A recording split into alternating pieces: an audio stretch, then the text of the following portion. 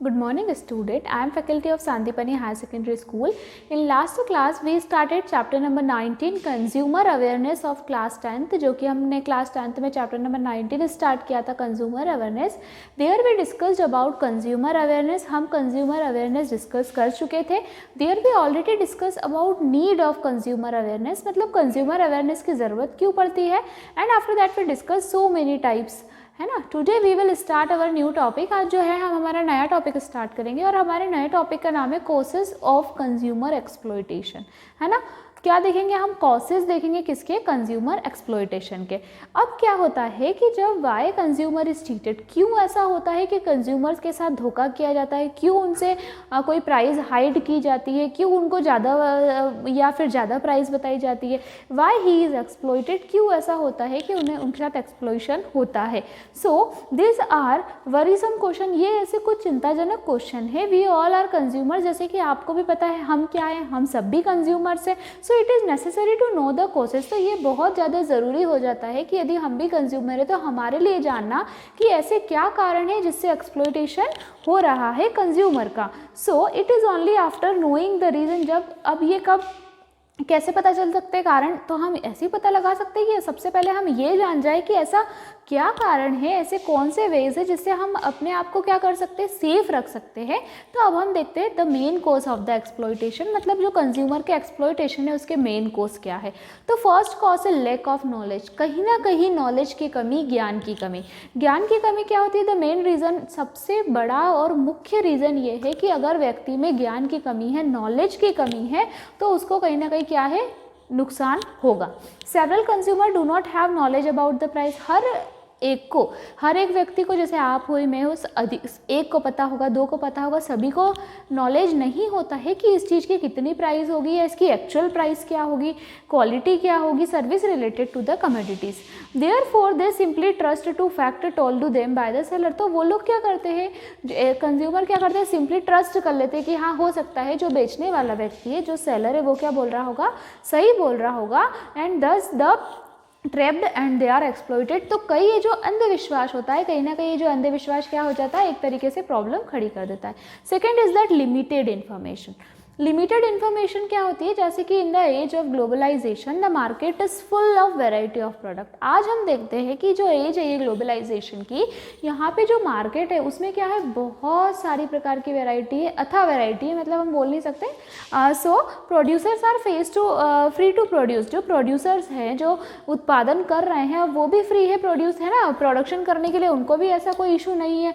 So there is no fixed laws for a quality और a fixation of the price. अब ऐसा कोई नियम भी नहीं है उनके लिए कि इतने ही मूल्य में आपको या तो बेचना है या तो फिर ऐसी ही इसकी क्वालिटी होगी. This is a lack of proper and correct information. तो कहीं ना कहीं अगर इतने ज़्यादा प्रोड्यूसर्स हो गए हैं और उनको ये ही नहीं पता है कि इसकी कीमत क्या होनी चाहिए, उनको खुद को उस चीज़ का ज्ञान नहीं है, उनको खुद को उस चीज़ की इन्फॉर्मेशन नहीं है, तो कंज्यूमर को कहीं ना कहीं इससे नुकसान होता है. तो ये क्या है, हमारा सेकेंड कॉज है कंज्यूमर एक्सप्लॉयटेशन का. थर्ड कॉज यदि आप देखें तो इट्स अ मोनोपोली. मोनोपोली क्या होता है, means that a right on the production and distribution of commodity to a producer of a group और अ प्रोड्यूसर. इसमें ये होता है monopoly produce his arbitrary behaviour. जो मोनोपोली होता है वो क्या प्रोड्यूस होता है, आर्बिटरी बिहेवियर और regarding the price and quality of the availability.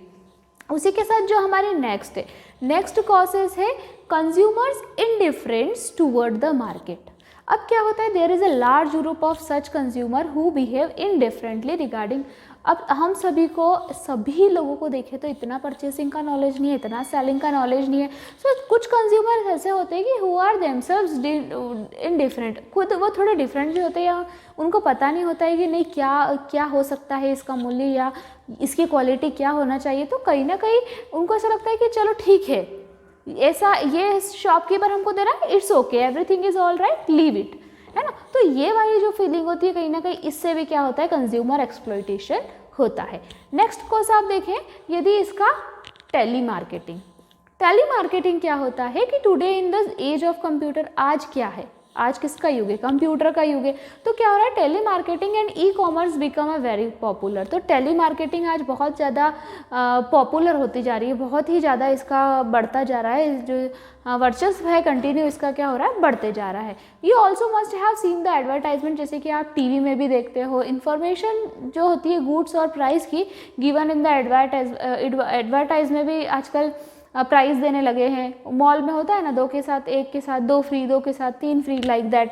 So the consumer send the required money and also commodity through the parcel. अब कंज्यूमर भी क्या करता है, मनी सेंड करता है और अमाउंट के और जो चीज़ें आपको आती है वो पार्सल के थ्रू आ जाती है।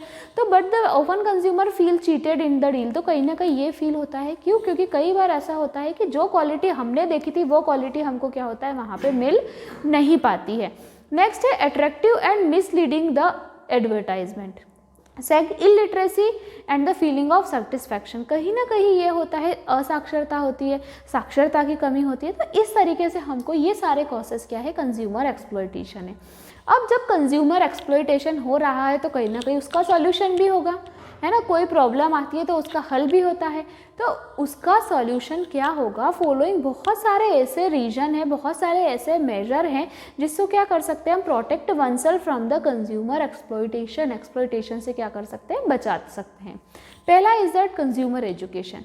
कंज्यूमर एजुकेशन और अवेयरनेस बहुत ज़्यादा इंपॉर्टेंट मेजर है सॉल्यूशन के लिए, सॉल्यूशन ऑफ एक्सप्लॉयटेशन के लिए। क्यों, क्योंकि गवर्नमेंट जो है उन्होंने बहुत सारे ऐसे नियम बनाए हैं जो कि किसके लिए है, हमारी प्रोटेक्शन के लिए है, मतलब कंज्यूमर के लिए बहुत सारे नियम बनाए। But it is observe they are not to general rule. पर कुछ लोग ऐसे होते हैं जो ये नियम को नहीं जानते, कहीं ना कहीं वो एजुकेटेड नहीं होते हैं, तो उनको प्रॉब्लम फेस करनी पड़ती है। Therefore proper education consumer right should be provided to them. इसलिए कम से कम प्रॉपर एजुकेशन क्या है, उनके पास एक जो शिक्षा है, शिक्षा क्या होना चाहिए, सही समय और मतलब सही दिशा में होनी चाहिए और उनके पास शिक्षा सही होनी चाहिए। Next is purchase of the standardised good. इससे भी हम क्या कर सकते हैं, ये भी एक सॉल्यूशन है किसका, कंज्यूमर एक्सप्लॉयटेशन का। कैसे, to take cash memo along with the purchase. आप कुछ लेने जाते हैं तो आप हमेशा बिल लीजिए, है ना। अगर आप कोई भी चीज़ परचेस कर रहे हैं, एनी आप स्मॉल क्यों नहीं परचेज कर रहे हैं, छोटी दुकान से आप उसका बिल लीजिए। तो to take a cash memo along with the purchase of goods is very important. Due to this legal action can be taken in the case of quality. अब यदि आप मॉल गए, मॉल से आपने बिल लिया, तो अगर मे भी आपको एक्सपायरी डेट का प्रोडक्ट वहाँ से मिल गया है, तो आप क्या कर सकते हैं, आप केस लगा सकते हैं, है ना। जो भी आपको ग्राहक के हित में जो फैसला होगा वो जो भी आपने परचेस किया उसको मानना होगा। तो इस टाइप का आप अपने आप में ये डेवलप करें कि आप यदि कुछ भी परचेस करते हैं तो आप उसका कैश मेमो जरूर लें। उसके बाद not to be erred by the advertise. अब आप एडवर्टाइजमेंट पे इतना मत जाइए, मतलब कि अगर आपको कोई बहुत बड़ा चढ़ा के बता रहा है तो आप उस पर इतना ज़्यादा फोकस मत हो जाइए कि आप उसमें क्या हो जाए, गलत चीज़ आप खरीद ले। तो ये भी एक तरीके का क्या है, सॉल्यूशन है किसका, कंज्यूमर एक्सप्लॉयटेशन का। Next is to complain collectively. यदि consumer alone can not do anything against the always. अगर क्या होता है ना, प्रोड्यूसर्स और सेलर, एक कंज्यूमर अकेला कुछ भी नहीं कर पाता है, किसके खिलाफ, प्रोड्यूसर के खिलाफ और सेलर के खिलाफ। But the complaint is launched collectively. लेकिन यदि आपने साथ में मिलकर कंप्लेंट की है तो क्या हो सकता है, अगर आपने साथ में मिलकर तो इट इज़ मोर इफेक्टिव। वो क्या होगी, बहुत ज़्यादा प्रभावशील होगी, मतलब उसका प्रभाव सामने वाले पर बहुत ही ज़्यादा मात्रा में पड़ेगा। ठीक है, अब हम देखते हैं to verify the expiry date. ये भी बहुत इंपॉर्टेंट सॉल्यूशन है। अगर व्हेनेवर वी परचेस मेडिसिन, आप मेडिसिन परचेस कर रहे हो, कुछ पैक्ड मटेरियल परचेज कर रहे हो, तो it is very important, it is very necessary to always you have to check expiry date. आपको हमेशा क्या चेक करना चाहिए, एक्सपायरी डेट चेक करनी चाहिए। क्यों, क्योंकि यदि आपका जो भी आप प्रोडक्ट परचेस करते हो, मेडिसिन हुई या फिर और अदर कोई प्रोडक्ट हुआ, तो उसमें एक्सपायरी डेट और उसी के साथ मैन्युफैक्चरिंग डेट होती है। तो यदि एक्सपायरी डेट आपने नहीं देखी है और वो प्रोडक्ट एक्सपायर है, तो वो क्या कर सकता है, आपके साथ हेल्थ इशू हो सकता है और दूसरा इशू हो सकता है। तो it is very important to verify your expiry date, है ना। आपको क्या ज़रूरी है कि आपका जो भी प्रोडक्ट है, आप जो भी खरीद रहे हैं आपके लिए, आप उसका क्या चेक करें, वेरीफाई जो है एक्सपायरी डेट वो चेक करें। ठीक है, तो ये क्या थे, हमारे कॉसेस थे कंज्यूमर एक्सप्लॉयटेशन के और सॉल्यूशन थे कंज्यूमर एक्सप्लॉयटेशन के। अब हम देखते हैं कंज्यूमर मूवमेंट्स। कंज्यूमर्स मूवमेंट क्या होता है। To consumer movement was started to the classification of consumer. Consumer movement जो था वो कब स्टार्ट हुआ था, जब क्लासिफिकेशन किया गया था कंज्यूमर का। There are many reasons to consumer classification, और बहुत सारे कंज्यूमर का क्लासिफिकेशन किया गया था, उसके पीछे बहुत सारा रीज़न था, है ना, जैसे कि लैक ऑफ फूड, है ना, फूड की कमी होना, फूड स्टफ की कमी होना, या फिर अपन बात करें ब्लैक मार्केटिंग के कारण था, adulteration. So in order to with such problem, कई बार जब ये इस टाइप की समस्या आने लगी हमारे सामने, हमको इस टाइप की समस्या फेस करने पड़ी for the first time in 1955। पहली बार जब इस समय की समस्या हमने जो फेस करी थी वो करी थी 1955 में। सो इस समय essential commodities act was pass, तो उस समय एक क्या हुआ था, इसेंशियल कमोडिटी एक्ट पास हुआ था। So through this effort were made to control, उस समय ऐसा नियम बना था कि made to control production, distribution and the जो भी है प्राइस है, supply of essential good. After this 1976, उसके बाद 1976 में क्या हुआ कि जो वेट और स्टैंडर्ड मेजर एक्ट पास हुआ, वो किसके लिए, कि वो किस वर्क को सिस्टमेटिक कर दे, जो वेट से रिलेटेड वर्क है, मेजरमेंट से रिलेटेड वर्क है, उसको। पहला एक 1955 में आया, उसके बाद 1976 में ये वर्क किया गया कि जो ये स्टैंडर्डाइज कर दिया गया वेट और मेजरमेंट को। उसके बाद 1986 में जो कंज्यूमर प्रोटेक्शन एक्ट आया वो पास हुआ था, गवर्नमेंट के थ्रू पास हुआ था। ये एक्ट बहुत ही ज़्यादा प्रसिद्ध हुआ था, इसको नाम दिया गया था कोपरा, है ना। अब कोपरा जो था, इसका मेन ऑब्जेक्टिव सिर्फ यही था कि वो डिसाइड द कंप्लेंट्स ऑफ जो भी कंप्लेंट दे रहे हैं कंज्यूमर, उसको वो क्या करें, इमीडिएटली देखें और मेक लीगल प्रोसीड उस पर करें। जो भी कंज्यूमर की कंप्लेंट है, अगर कंज्यूमर को कोई प्रॉब्लम फेस करनी पड़ रही है तो वो तुरंत उसको नोटिस करेंगे और क्या करेंगे, तुरंत उस पर लीगल फैसला लेंगे। और उसमें 3 जुडिशियरी सिस्टम भी इस्टेब्लिश्ड किए गए थे COPRA, under the COPRA at a district. ठीक है, डिस्ट्रिक्ट, स्टेट और नेशनल लेवल। पहले डिस्ट्रिक्ट लेवल पे होना फैसला, उसके बाद स्टेट लेवल पे और फिर नेशनल लेवल पे, to resolve the disputes of the consumer, जो भी डिस्प्यूट्स है कंज्यूमर के उसको रिजॉल्व करने के लिए।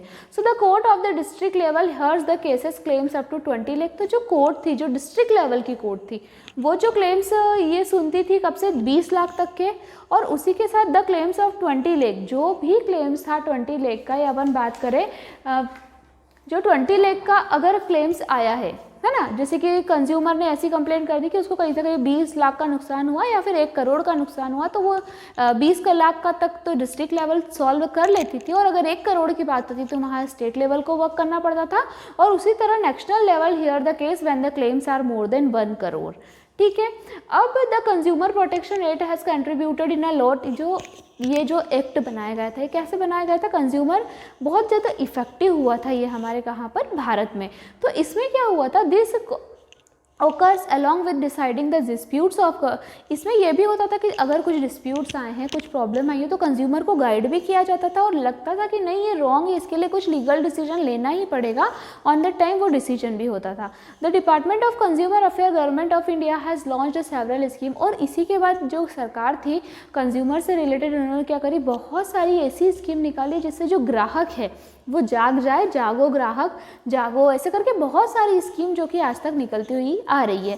सच एज और ये क्यों इस्टेब्लिश की गई थी, ऐसी स्कीम क्यों निकाल रहे थे, कि किसका डेवलपमेंट होगा, जो कंज्यूमर अवेयरनेस है, कंज्यूमर अवेयरनेस जो है लोगों में मतलब जागरूकता आए, और जो इस टाइप की ब्लैक मार्केटिंग हो रही है, इस टाइप की लोग चोरी कर रहे हैं आजकल, जो मतलब हमारे सामने कर लेते हैं, पता नहीं चलता, इस टाइप की समस्या क्या हो जाए, ख़त्म हो जाए। To being awareness toward the right of consumer awareness counter और डिफरेंट लेवल, और बहुत सारे डिफरेंट लेवल पे भी ये हुई थी।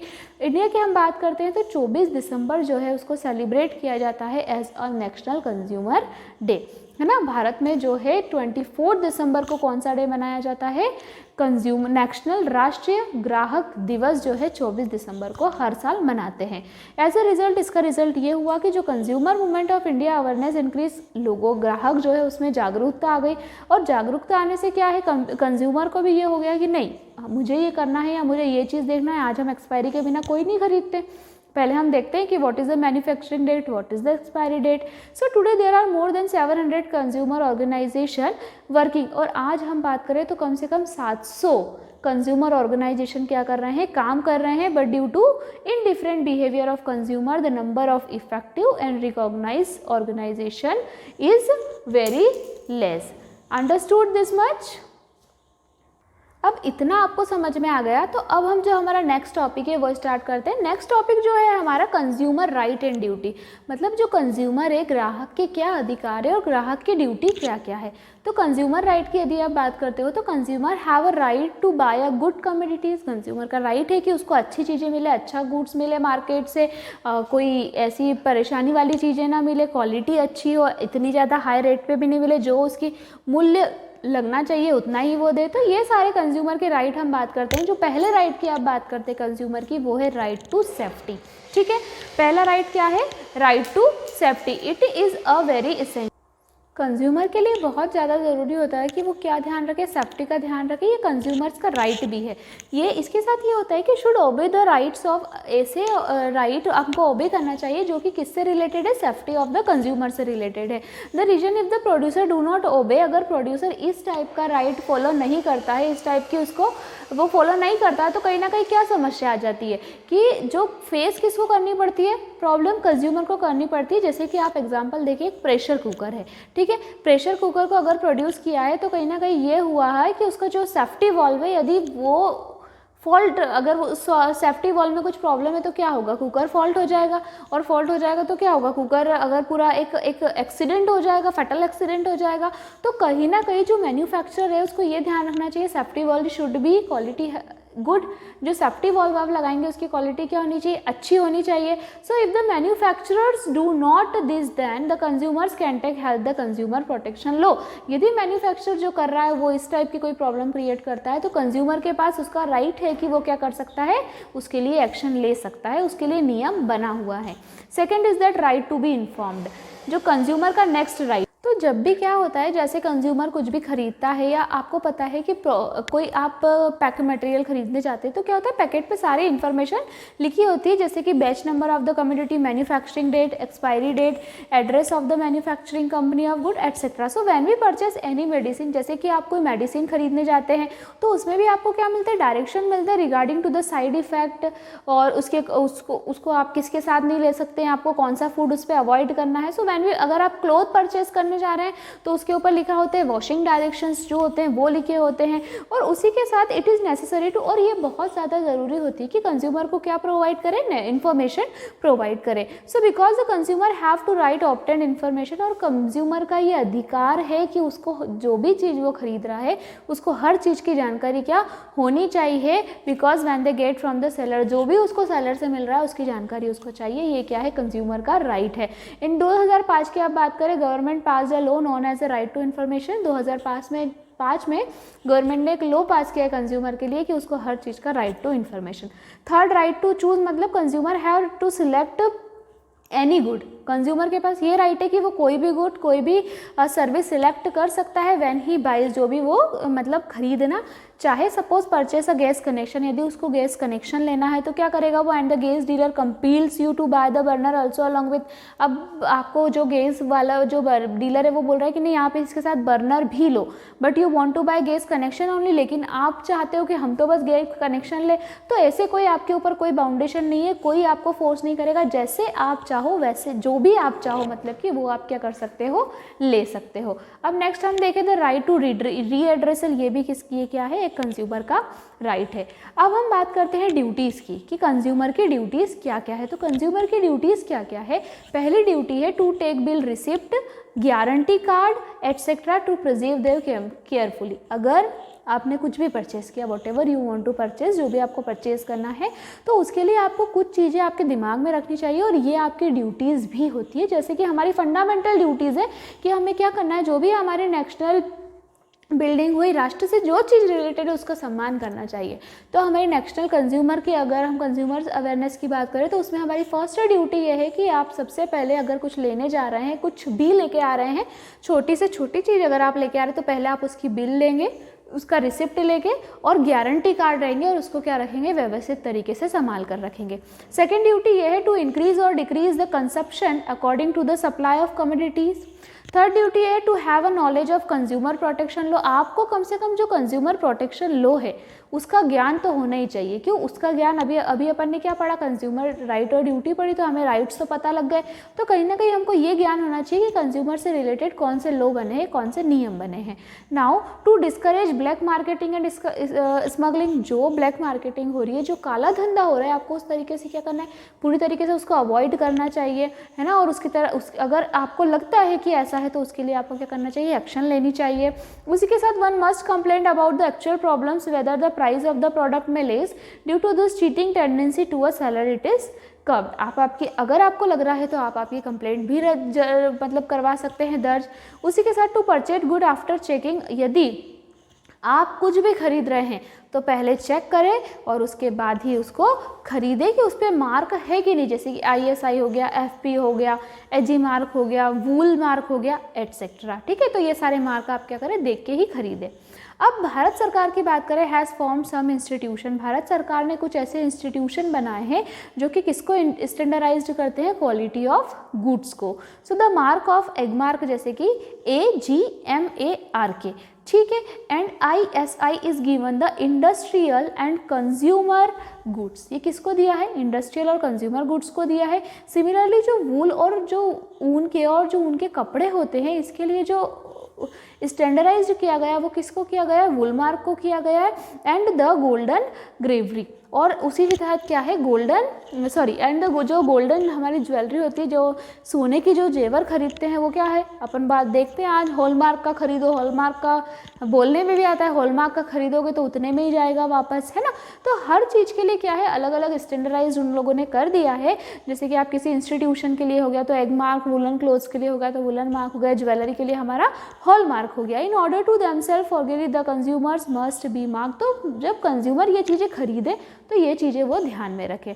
The effort which are being made to protect, ये एफर्ट क्यों लगाए गए हैं, इसीलिए लगाए गए हैं कि कंज्यूमर में अवेयरनेस आए, कंज्यूमर प्रोटेक्ट हो जाए और उसी के साथ जो एक्सप्लॉयटेशन हो रहा है ये क्या हो जाए, खत्म हो जाए। स्टिल लेकिन कहीं ना कहीं ये देखने में आ रहा है कि जो रूरल और semi urban areas complicated problem वहाँ पे फेस करनी पड़ रही है आज भी लोगों को। कंज्यूमर्स हम बात करें are mostly illiterate and ignorant, कहीं ना कहीं उस क्षेत्र के जो कंज्यूमर है, ग्राहक है, वो असाक्षर है। असाक्षर होने के साथ वो इतना ध्यान नहीं देते, वो इग्नोरेंस, मतलब हाँ ठीक है, उनका ऐसा है कि सामने वाला दे रहा है, ओके हम ले रहे हैं। In the market, this area's rulers and the laws regarding working are not obeyed completely। ये क्यों समस्या यूँ आ रही है कि कहीं ना कहीं लोग जो हैं, जो ग्राहक के लिए नियम बना उसको फॉलो नहीं कर रहे हैं। Maximum sellers do not provide the cash memo the time of purchase good, कहीं ना कहीं ये हो रहा है इस टाइप के क्षेत्र में कि जो सेलर्स लोग हैं या जो शॉपकीपर्स है वो क्या नहीं प्रोवाइड करते, कैश में वो प्रोवाइड नहीं कर रहे हैं जो भी। तो इस टाइप की जो सिचुएशन है वो क्या है, कहीं ना कहीं बहुत ज़्यादा डिफ़िकल्ट है और कहीं ना कहीं लोगों को फेस करनी पड़ रही है प्रॉब्लम यहाँ पर अभी भी, along with the process of solution. लेकिन जो ये सॉल्यूशन हमने इसमें पढ़ा, exploitation is very complicated in our country, हमारी कंट्री में एक तरीके से ये बहुत ज़्यादा कॉम्प्लिकेटेड सिस्टम है। This system is also expensive along with the move in a very slow manner. So many time a consumer have to take help of advocate, कई बार ऐसा होता है कि जो कंज्यूमर होते हैं उनको एडवोकेट, वकील की मदद लेनी होती है। It take lot of time for the registration of cases, अब इसमें बहुत ज़्यादा समय लगता है, इसका प्रोसीजर जो होता है बहुत ज़्यादा लंबे होता है। Therefore through must be given the direction and make process simple, low and practical, और इसी कारण क्या बनाए गए हैं, सिंपल नियम बनाए गए हैं। सो इन द डेवलपमेंट कंट्रीज़, जैसे कि हम बात करें जो डेवलपमेंट हमारी कंट्रीज़ है, डेवलपिंग कंट्रीज़ है, जैसे कि हमारी इंडिया, डेवलप्ड नहीं डेवलपिंग है ना, तो इंडिया हमारी डेवलपिंग कंट्रीज़ है, वहाँ पे voluntary organisation along with the government have an important role, बहुत ज़्यादा गवर्नमेंट एक इंपॉर्टेंट रोल प्ले कर रही है, किसके लिए, protection of the consumer from the exploitation, consumer को प्रोटेक्शन करना कहाँ से, एक्सप्लॉयटेशन से। So this institution can do important job, ये जो इंस्टीट्यूशन बने हैं वो एक बहुत ही महत्वपूर्ण जॉब, बहुत ही महत्वपूर्ण भूमिका निभा रहे हैं। किस चीज़ के लिए महत्वपूर्ण भूमिका निभा रहे हैं, मेकिंग कंज्यूमर अवेयर, कंज्यूमर को जागरूक करने के लिए, ग्राहकों को जागरूक करने के लिए। With this it is necessary to consumer should understand, और ये सबसे पहले अगर कंज्यूमर ग्राहक को जागृत करना है तो ये ज़रूरी है कि ग्राहक खुद अपने अधिकार समझे, खुद अपनी ड्यूटीज़ समझे and come forward to contribute actively in the consumer movement. ठीक है, तो ये जो हमारा चैप्टर था ये क्या था, consumer awareness. This chapter is completed. In next class we will continue our next chapter. Thank you so much.